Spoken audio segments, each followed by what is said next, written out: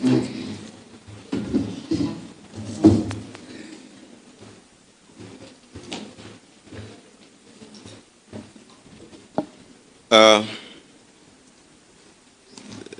Cabinet Secretary, Minister of Finance, His Excellency the Governor of Kakamega, and all guests who are present today, good morning. My name is John Were. I've come to represent Bunge la Mwananchi.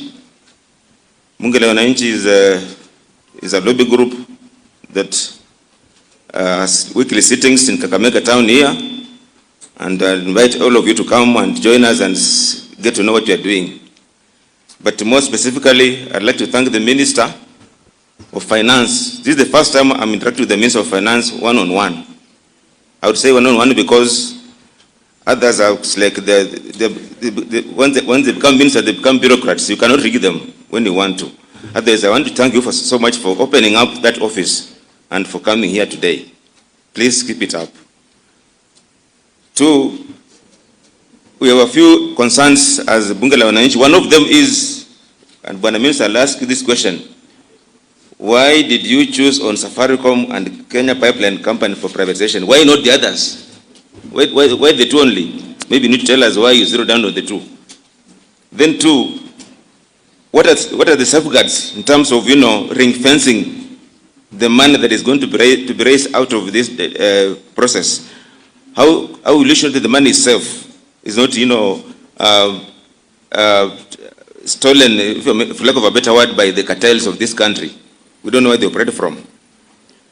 And three, what wamesema kwamba you're one of us in terms of, where you come from. You look more Luo than Luo, or Suba for that matter. Now, if I may ask as I'm not a politician, but I'm just asking a question. In this privatization of Safaricom and Kenya Pipeline, is there anything for region? If I may ask, and when I talk of region, I mean you're also part of it. Tutapata nini kutoka hapo?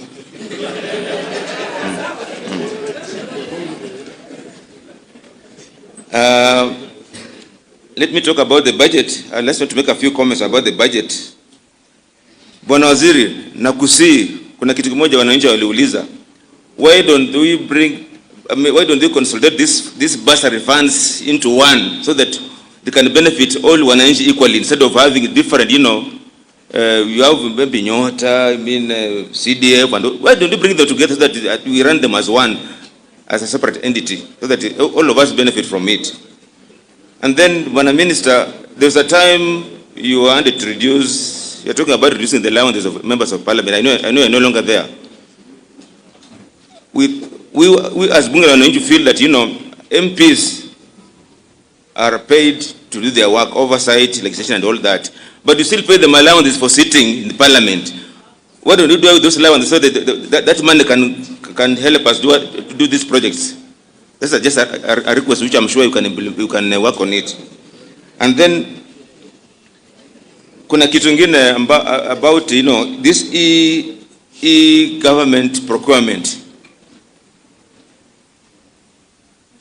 I heard you talk about it with a lot of steam.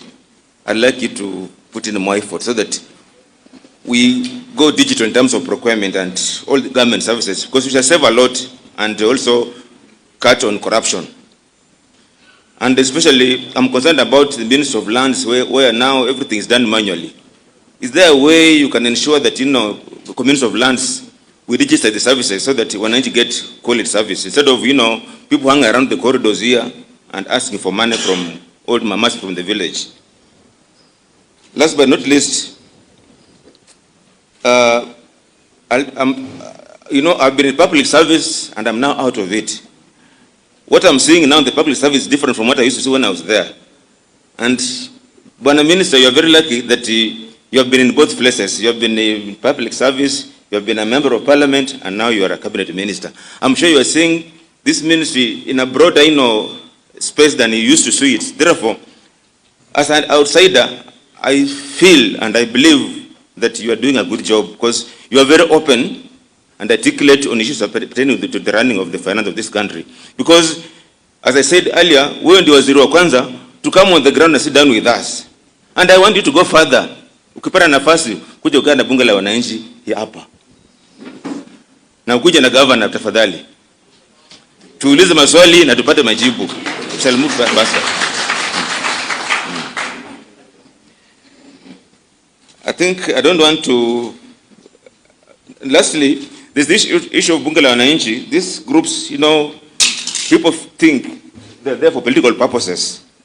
Sisi, we are non-aligned in terms of politics. We are neither in government, we are neither in the opposition or in government. Please, we'd like you to come and engage us so that we see how best we can run this country.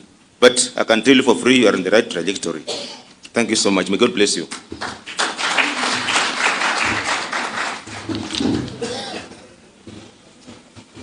That is John Way.